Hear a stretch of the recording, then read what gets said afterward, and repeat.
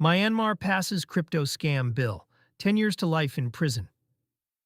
Myanmar's parliament passed an anti-scam bill that imposes prison terms ranging from 10 years to life for crypto-related fraud and for operating online scam centers, according to a July 29th post from Cointelegraph.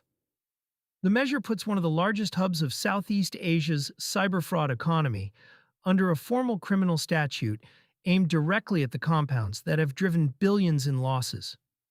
The country has become synonymous with the scam center problem. Border regions, particularly around Myawaddy and other zones near Thailand, host walled compounds where trafficked workers are forced to run investment and romance frauds targeting victims worldwide. Many of these operations settle in crypto, which is fast, cross-border, and hard to claw back once sent. Scope of the new penalties. The bill sets a floor of 10 years and a ceiling of life imprisonment for crypto scams and for people who run online scam centers. That combination matters. Prosecuting the operator, not just the individual scammer at a keyboard, targets the business model rather than its lowest-level participants. Compound bosses, recruiters, and financiers are the layer most anti-fraud efforts struggle to reach. The statute follows a separate move reported earlier this month, when Myanmar approved the death penalty for forced scam labor tied to human trafficking. Read together, the two measures signal that the government is trying to build a legal framework covering both the coercion that staffs the compounds and the financial fraud they produce. Whether that framework is enforced consistently is a separate question, given how much of the scam center activity sits in contested territory outside firm central control. The crypto rail at the center of it, pig-butchering fraud, almost always ends in a crypto transfer. A victim is coaxed onto a fake trading or investment platform, shown fabricated gains, and pressured to deposit more before the operators vanish with the balance.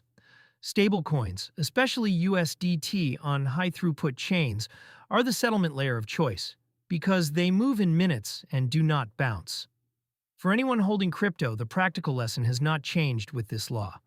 Once funds leave a wallet to a scam address, no legislation reverses the transaction. Self-custody puts full responsibility on the holder, which is why the frontline defense is refusing to send in the first place, not recovery afterward. Card and wallet providers can freeze custodial balances in a fraud investigation, but on-chain sends to an external address are final. Chain analytics firms have tracked scam-linked flows through Myanmar-based clusters for years, and the volumes are large enough that any credible crackdown could shift where these operations route funds. Neighboring jurisdictions have leaned on banks and exchanges to flag suspicious settlement. A criminal statute inside Myanmar itself is a different lever if the enforcement follows. Regional pressure is building. Myanmar is not acting in isolation. Thailand has cut power and internet to border areas feeding the compounds, and China has pressed for repatriation of trafficked workers and prosecution of ringleaders. The Southeast Asian scam economy has grown into a cross-border enforcement problem that no single government can solve alone, which is part of why a domestic criminal law in Myanmar carries weight beyond its borders. The gap remains between passing a law and applying it.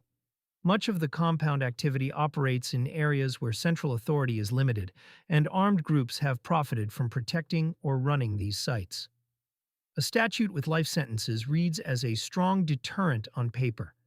Its real test is arrests, prosecutions, and shuttered compounds, none of which the announcement itself confirms yet.